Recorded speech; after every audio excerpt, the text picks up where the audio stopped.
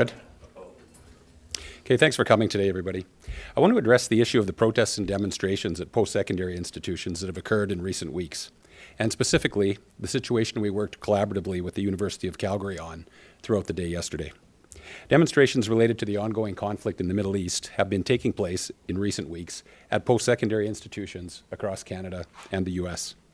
Protests and interest groups have adopted the tactic of making a series of demands of post-secondary institutions, then establishing encampments and occupying areas of those institutions, and then refusing to leave until the demands are met. Here in Calgary, we anticipated that when the weather improved, there was a very high likelihood that we would see similar tactics occurring here locally. CPS engaged in conversations with post-secondary institutions in Calgary to discuss potential scenarios and to ensure everyone was clear about the responsibilities and legal authorities for the types of situations that could take place on post-secondary institutions here in Calgary. Several days ago, the University of Calgary sent a notice to students indicating that they would allow peaceful protests to occur on the U of C grounds, but would not allow structures or encampments to be erected per their bylaws. Early yesterday morning, individuals arrived at the U of C and began to erect tents and build an encampment in contravention of the direction that was provided. The individuals were asked to leave by U of C staff, however, some refused to do so. In fact, more people arrived, and more structures and fortifications, including wooden pallets, were added to strengthen the position. It was clear to all involved that the intention was to build an encampment, to occupy the U of C, and organizers were clear about their intentions and had conveyed their lists of demands to the university. By mid-afternoon, CPS was contacted for assistance. Unlike protests on public property, when these situations occur on private property, the police are often called upon to assist in removing trespassers or those that are unlawfully on the property after they've been asked to leave. While this situation was advertised as being student-led, it was noted there was a significant influence from a group that has been conducting weekly protests in our city. I think it's important to acknowledge that there were students present and that the subject matter or cause for these protests is very, very important to them. Student-led protests have been common throughout the generations and have contributed to social change in our country. It goes without saying that CPS is committed to upholding the Canadian Charter of Rights and Freedoms, including freedom of expression and freedom of assembly. That includes the right to protest. It also goes without saying that these very important rights are not absolute, and these activities must be carried out within the confines of the law. All to say that the Charter doesn't just provide us with rights to do things, but correspondingly it provides a responsibility to consider the rights of others while we do them.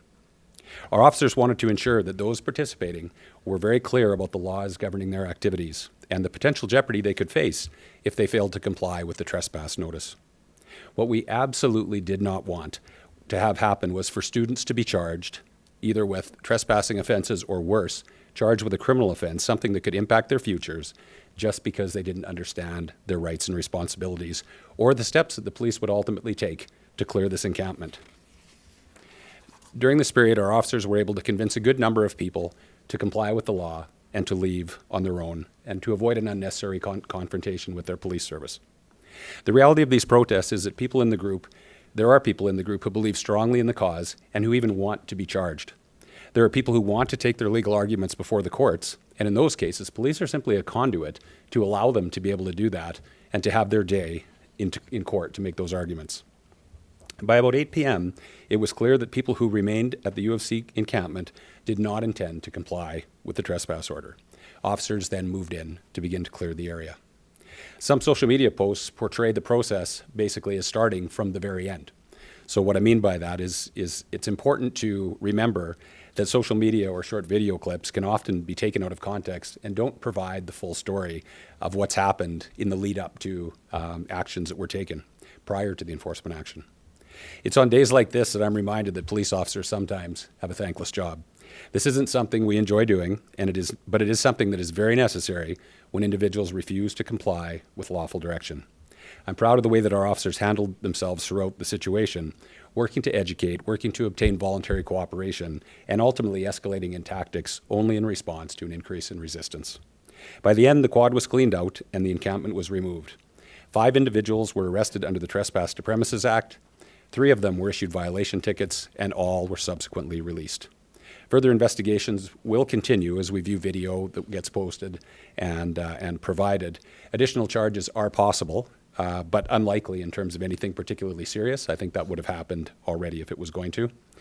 There are no reported injuries either by officers or by anybody who was participating in the protest.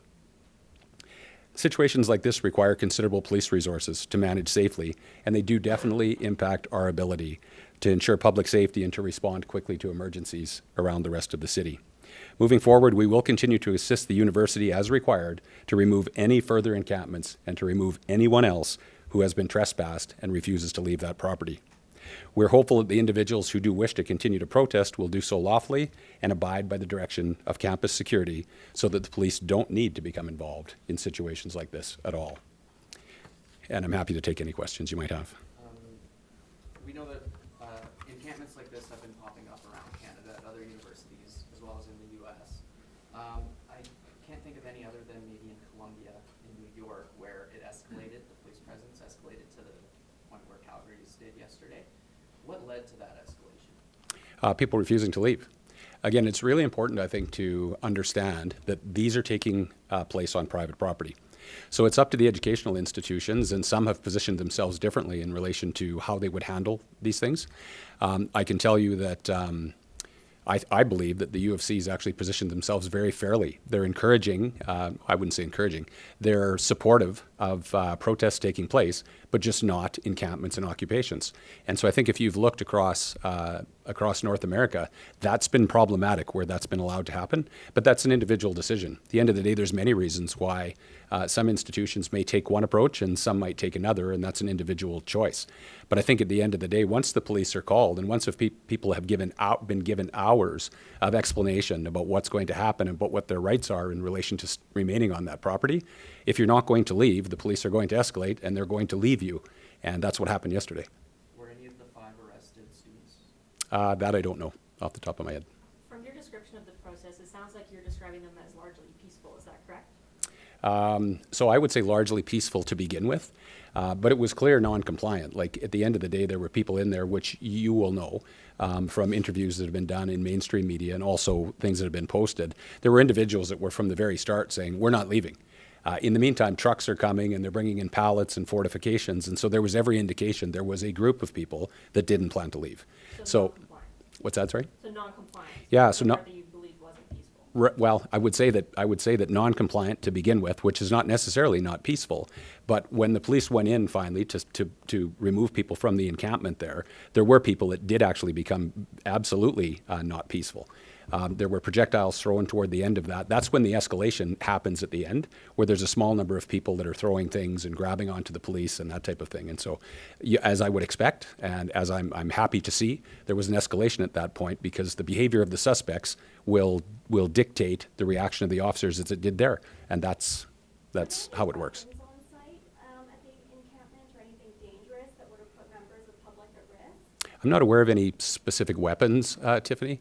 When you talk about weapons, though, that can be anything. Like, I know I was very concerned to see the pallets going in there because, as you know, those things can be broken apart and used as projectiles. And I thought it was a very bad idea to let that go in there, but this was the first time this happened. And so we'll take some lessons away from that, too. But if the university has been clear, as it had been, about the fact that there wouldn't be encampments on there, I think allowing those types of things to come in as fortifications, I think is a bad idea. And we'll get that worked out between us. Explain why you think it was appropriate for police to come in with tear gas and flashbangs?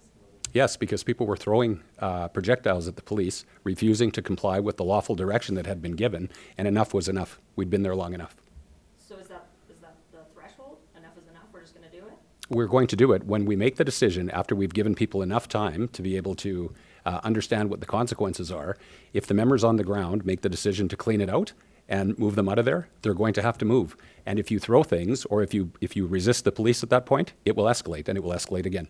There are critics that say that the police actually escalated the situation rather than the protesters by showing up in riot gear and then amounting to tear gas and these flashbangs. What's your response to that? Hogwash. Does anybody else have any questions? Were there any counter-protesters there? Sorry? Any counter-protesters There was a small group of counter-protesters there at some points.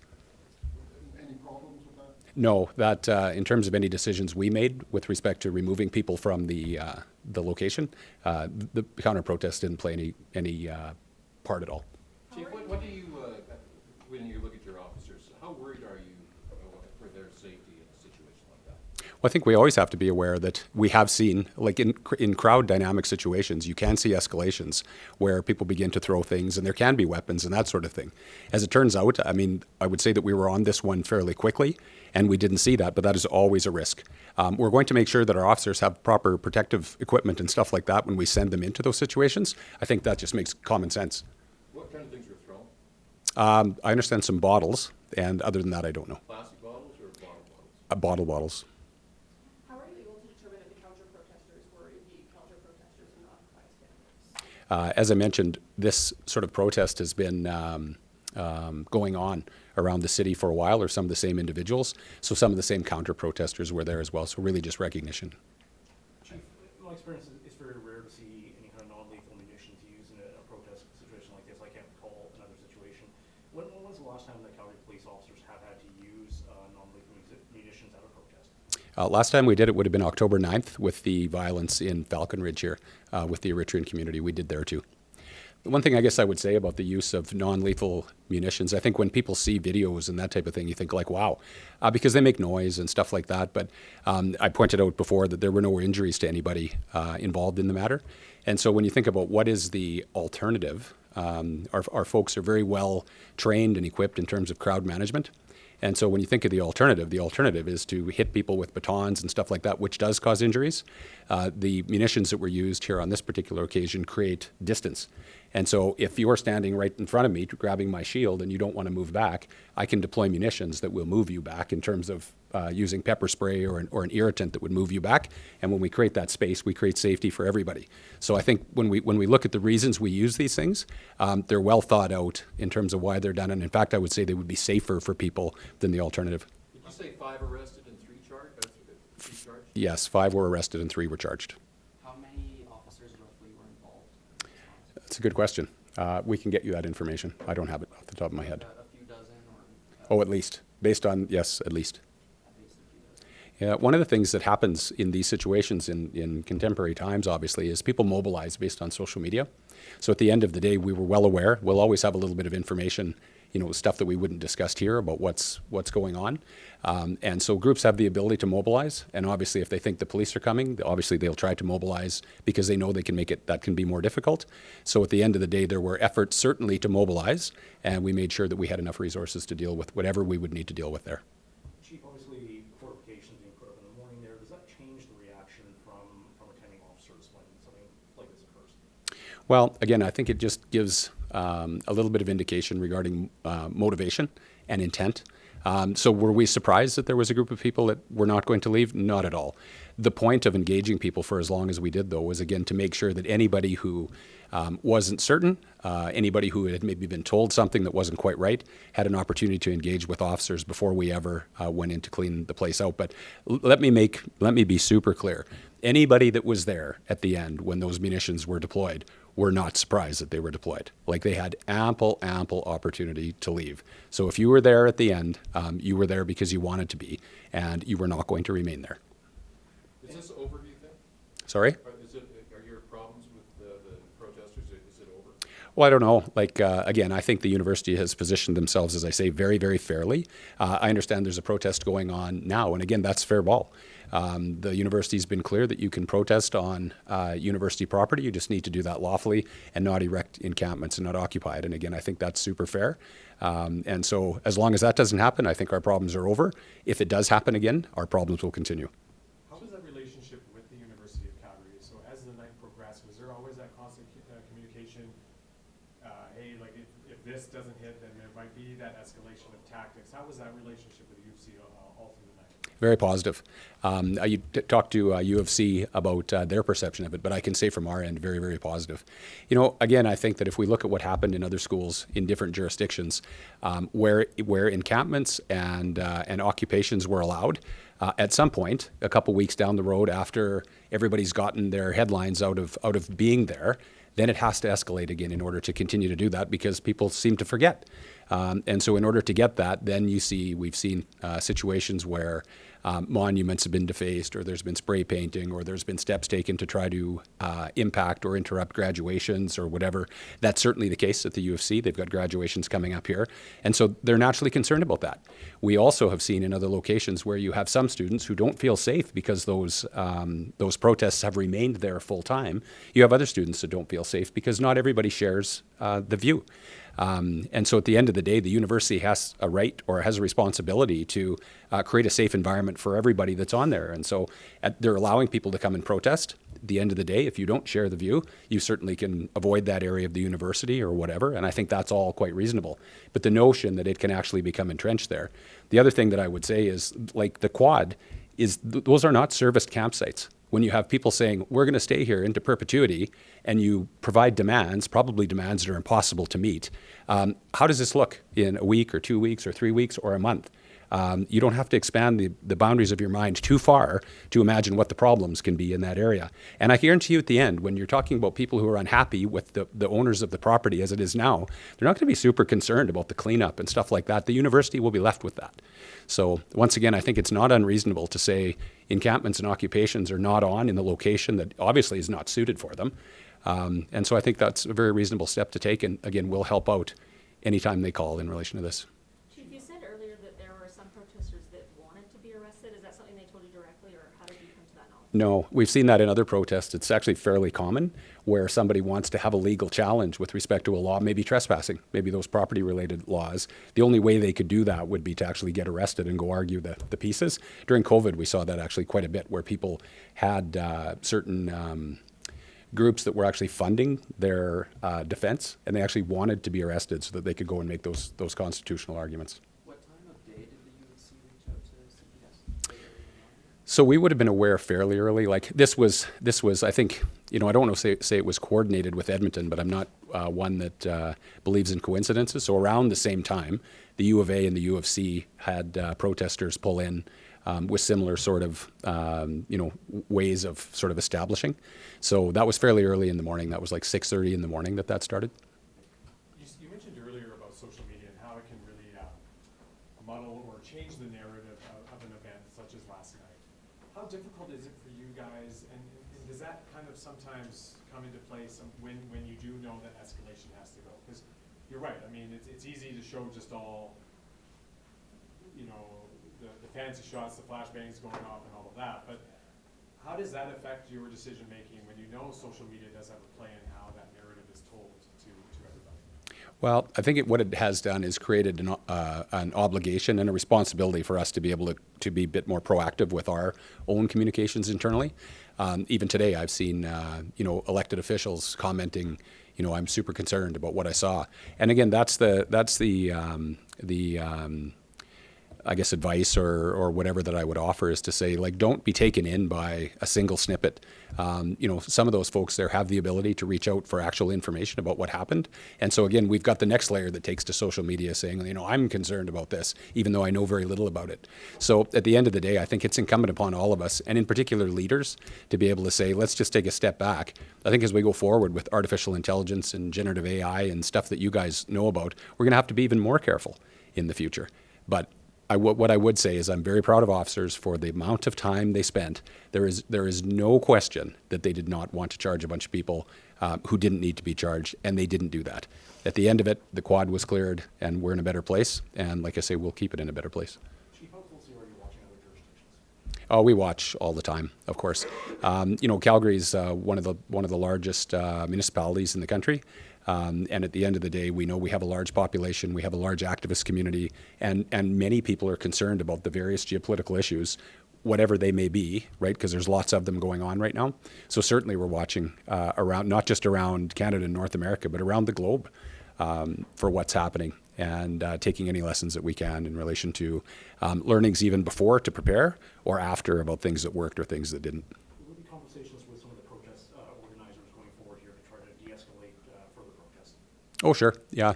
We'll never close the door with respect to our protest liaison teams and stuff like that. Like, we'll continue to. I don't think that the face of protests will probably change, and I think we've seen that, right? When we talk about the pro-Palestinian protests, like the what's happening in the Middle East has continued to change, and depending on what happens and what's said and policy issues and that type of thing, there is a reaction. And so I think we'll continue to see that. As things go on, and we'll just need to deal with it. And we'll always keep the door open to speaking with people who want to protest in the city. Once again, we're supportive of that. But at the end of the day, we're only one half of the equation.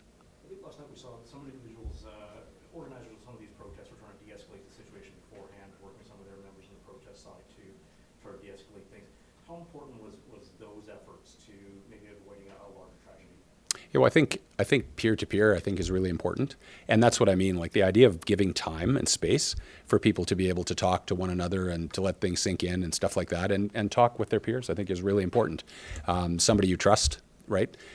So I think that is very important. And so I think that's, I mean, if anything for me, I would have thought we would have actually cleaned it out earlier. I would have liked to have done it before dark, frankly, but the people on the ground have command, and they're the ones that are there, and they will do what they think is right.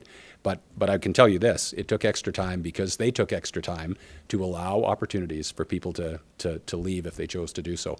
And the good thing was, by the time we ended up using munitions and having to go to that level, most of the people were gone. Which munitions were used? I think you mentioned tear gas, but was rubber bullets used? There were no rubber bullets used. No, there is a small munition that makes some noise that has some irritant in it, and that's the distance creator. There was also another munition called pepper. It's like a paintball. It's called pepper ball with a small amount of capsicum powder in it, which will also cause irritation, cause people to move. Do you have an estimate of how many protesters were there when those were deployed? I heard a small number. I think I heard 17, but that's about the most I can tell you. And I know you said there was definitely dozens of cops there, but hundreds? I don't think there's hundreds. Like they looked like a lot when I saw the cars and that type of thing. So it wouldn't have been hundreds, but certainly dozens. And was police in riot gear kind of on standby until they were called in, or were they part of that first wave that came to the encampment? I would say they were part of the first wave. Like, we wanted to make it very clear that we were going to clean out that encampment, and so they were there fairly early on. I just want to actually feed off that question. There was a couple of people in the crowd because it can be quite intimidating when you see the police in full riot gear.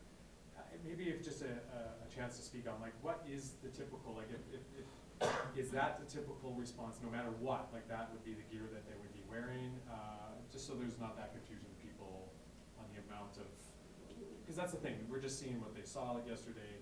Is that typical for that kind of event? That's what the CPS would be dressed in. Yeah, I would say that's typical. Actually, what you're talking about there, the quote-unquote riot gear, is actually a step down level from what actual riot gear is. There's much larger shields, and there's much more padding. So we've actually gone to a step down layer, and people are still protected, but they're not looking as big and as intimidating as they would otherwise. I suspect for some it would look intimidating for sure, but I would just balance that off by saying if you're on the other side of situations like that, it's also provides some protection if you're out on the front, because we had a number of patrol officers there also. So if you have bottles or other projectiles that are flying, like if you're dressed as you are now, it's going to be a pretty uncomfortable place to be.